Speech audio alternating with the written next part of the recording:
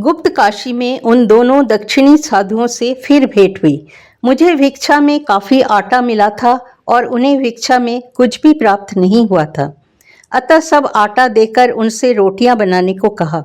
फिर तीनों ने नमक रोटी खाकर ही उस दिन कूर्मदेव को शांत किया। इसके बाद तीनों एक साथ त्रिजुगी नारायण तक गए। वहां 3 दिन रहे। एक व्यक्ति ने मुझे 3 दिन के लिए सीधा दिया था। उन लोगों को भी मिला था। वे लोग पकाकर मुझे भी खिलाते थे। केदारनाथ की ओर। वहां से हम तीनों केदारनाथ की ओर चल पड़े। थोड़ी दूर जाते ही खूब मूसलाधार वर्षा शुरू हो गई। रास्ते में और कोई आश्रम नहीं था। मेघों के कारण आगे केवल 3-4 हाथ ही दिखाई दे रहा था। सारे रास्ते भीगते हुए गौरीकुंड पहुंचकर देखा कि वहां तिल रखने को भी जगह नहीं है। सर्दी के मारे प्राण निकल रहे थे और भूख भी बेचैन किए हुए थी। अन्य कोई चारा न देखकर शरीर को गर्म करने हेतु उस गर्म कुंड में स्नान किया। थोड़ी देर के लिए तो राहत मिली, लेकिन सब कुछ भीग जाने के कारण समस्या ज्यों की त्यों बनी रही। उन दोनों के पास 2-2 कंबल और एक-एक बरसाती कपड़ा भी था, इसलिए उनके कपड़े आदि ज्यादा नहीं भीगे थे। मैंने केदारनाथ जाने का निश्चय किया। जो होना होगा सो होगा। उन लोगों ने वहीं रुकने का निश्चय किया। भूख से आकुल था और शरीर भी वर्षा में भीगकर ठंडा तथा भारी हो गया था। फिर सोचा कि यदि केदारनाथ में भी जगह नहीं मिली तो, क्योंकि लोग बता रहे थे कि 4 दिनों से वहां भयानक वर्षा हो रही है और इस कारण यात्रियों के रुक जाने से सभी चट्टियां भरी पड़ी है। अकेला ही केदारनाथ के लिए रवाना हुआ। सारे रास्ते भीगते हुए जब वहां पहुंचा तो उस समय संध्या होने ही वाली थी। काली कमली वाले की धर्मशाला में जाकर देखा तो वहां बैठने तक को स्थान नहीं था। चारों ओर जल एकत्र हो जाने के कारण बहुत से लोग 24 घंटे बैठे हुए ही बिता रहे थे। मैनेजर के पास जाकर अपनी हालत बयान की। उन्होंने मेरे लिए कुछ भी कर पाने में असमर्थता जताई। यहाँ तक कि केदारनाथ की उस ठंड में मुझे भीगा हुआ देखकर भी उन्होंने तात्कालिक उपयोग के लिए कोई कंबल या वस्त्र देने की इच्छा भी नहीं दिखाई और न आग तापकर थोड़ा गर्म होने लेने के लिए ही कहा था। जगह के बारे में असमर्थता जताने के बाद मैंने कंबल आदि के विषय में ये सोचकर कुछ नहीं कहा कि मेरी हालत को प्रत्यक्ष देखकर भी जब उन्होंने ऐसा उत्तर दिया है तो फिर अन्य विषयों में भी वही उत्तर मिलेगा और ऐसी अवस्था में वही स्वाभाविक भी होगा। इतने में ही वे दोनों दक्षिणी भाई वे वहां आ पहुंचे। उन्हें भी वहां स्थान नहीं मिला। वर्षा में भीगते हुए हम लोग अन्य किसी स्थान की खोज में चले। धर्मशाला के पास ही एक पंडे का मकान था। देखा, मकान के दरवाजे टूटे हैं।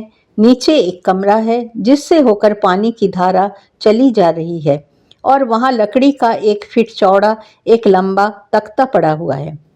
निश्चय किया कि इसी कमरे में रात बिताएंगे। कम से कम वर्षा से तो बचाव हो सकेगा। हमें देखकर ऊपर से एक ब्राह्मण नीचे उतरे।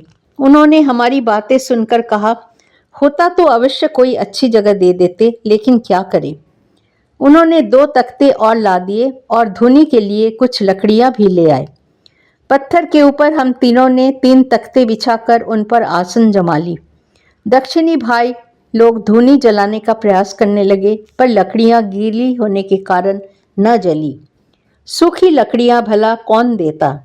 हमें आश्रय मिला देखकर और हमारे हालत के बारे में सोचकर मैनेजर के मन में दया का उद्रेक हुआ। उसने ऊपर की खिड़की से मुझे बुलाकर कहा, किसी को भेजो, मैं थोड़ी लकड़ियां देता हूँ। एक व्यक्ति जाकर करीब मन भर लकड़ियां ले आया। ये थोड़ी सूखी थी। आग जलते ही मैंने अपने वस्त्र और कंबल सेक सेक कर सुखाने लगा। इसके बाद एक दक्षिणी भाई कुछ खाने की खोज में निकला।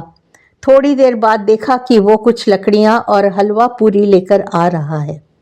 बड़े आनंद के साथ बोला, एक सेठ को किसी प्रकार पकड़कर यह सब वसूल लाया हूँ। सबका नाश्ता हुआ। उनके पास तो सूखे वस्त्र और कंबल थे ही। वे लोग उसे ओढ़ लपेट कर सो गए। दुर्दशा तो मेरी हो रही थी। कंबल किसी भी तरह सूख नहीं रहा था। सारी रात बैठे बैठे बिताई। सुबह होते होते शरीर की गर्मी से मेरा कंबल कुछ कुछ सूख चला था। अच्छी लकड़ियों के समाप्त हो जाने के बाद भीगी लकड़ियों से आग कम और धुआं ही ज्यादा निकल रहा था। इससे आंखों में भी जलन हो रही थी और मैं फूंक मार मार कर परेशान था। प्रभु की कृपा से सुबह 9 या 9:30 बजे वर्षा थम गई और सूर्यदेव ने दर्शन दिए। 6 दिनों के बाद उनके श्रीमुख का दर्शन पाकर लोग आनंद से विभोर थे। उस दिन मैं तो उनकी कृपा और भी अधिक महसूस कर रहा था। केदारनाथ की बड़ी कृपा थी और स्थान भी बहुत मनोरम है। बड़ा अच्छा लग रहा था, अतः सारे कष्ट भी भूल गए। वहां पर मैं 3 रात निवास करने का लोभ नहीं छोड़ सका था। दूसरे दिन दर्शन आदि करके लौटते ही सत्र के मैनेजर वहां आ पहुंचे। वे पूर्व परिचित और ऋषिकेश के थे। बोले, भिक्षा और कहीं नहीं, सत्र में ही कीजिएगा। सुबह मुझे पहचान कर थोड़े संकुचित होकर पिछली रात के व्यवहार के लिए क्षमा मांगी। बाद में धर्मशाले में जगह खाली होने पर संध्या के पहले ही मुझे धर्मशाले में ले जाने के लिए बारंबार अनुरोध भी करने लगे, लेकिन ब्राह्मण का आश्रय छोड़ने की इच्छा नहीं हुई। वे दोनों दक्षिणी भाई उसी दिन शाम को चले गए। जय केदारनाथ जी की। बद्रीनाथ की ओर 3 दिन वहां निवास करने के बाद मैंने केदारनाथ से विदा लेकर बद्रीनाथ की ओर प्रस्थान किया। 2-4 बार मन में इच्छा हुई थी कि शॉर्टकट अर्थात संक्षिप्त रास्ते से होकर तिब्बत और मानस सरोवर का भी दर्शन करता चलूं, परंतु नियमित भोजन के अभाव में शरीर बहुत दुर्बल हो चुका था और उपयुक्त वस्त्र आदि भी न होने के कारण अंततः वो इच्छा त्यागनी पड़ी। बद्रीनाथ के रास्ते में साधारणतः भिक्षा की असुविधा हुई थी। गांव में भिक्षा मांगने जाता तो कहीं कुछ मिलता, कहीं कुछ भी नहीं मिलता। जब कभी आटा मिल जाता तो उसे अनायास ही मिले हुए नमक या गुड़ के साथ घोलकर खा लेता।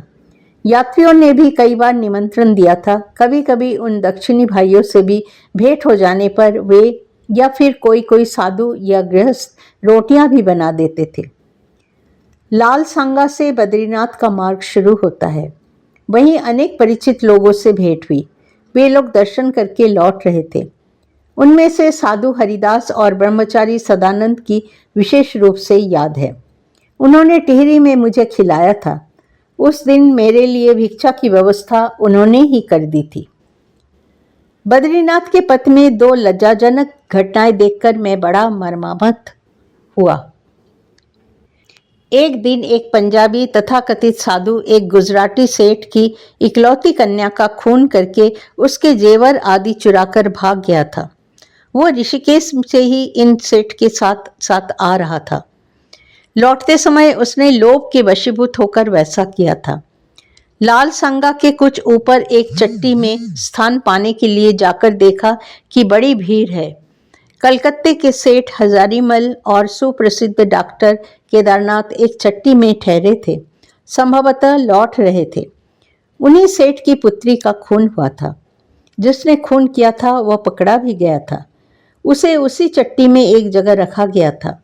बाद में पुलिस की जांच पड़ताल से पता चला कि वो खूनी एक फरार अपराधी था। उस पर पहले से ही एक अन्य खून तथा चोरी का मुकदमा चल रहा था। हमारा साधु वेश देखते ही हम लोगों को वहां से निकाल दिया गया। रहने के लिए कोई स्थान भी नहीं दिया। भंगी का हृदय। इसके बाद मैं गांव में चला गया। वहां अयोध्या जिले के एक आदमी को देखा। वो क्षत्रिय था। असहाय दशा में पड़ा हुआ था। हैजा हुआ था। रोग से तो वो बच गया, परंतु उसमें चलने की शक्ति नहीं थी। उसके साथी सभी उसके पास से रुपए पैसे लेकर उसे वहीं छोड़कर चले गए थे। संभवतः उसकी मृत्यु निश्चित समझकर ही उन लोगों ने ऐसा किया था। रास्ते के किनारे एक गुफा जैसी जगह में वो पड़ा था और उसी चट्टी का एक मेहतर उसके लिए अन्न जल लाकर उसकी सेवा कर रहा था। पुलिस के लोग, चट्टी के दुकानदार या गांव के मुखिया भी उसकी कोई खोज खबर नहीं ले रहे थे। उससे पूछने पर वे ये बातें कहते हुए रोने लगा। अनुरोध करते हुए बोला, स्वामी जी, दुहाई तुम्हारी, मुझे किसी भी तरह नीचे भेज दो। परंतु मैं भी तो निरुपाय था। इतने में देखा भाई भूमानंद चले आ रहे थे।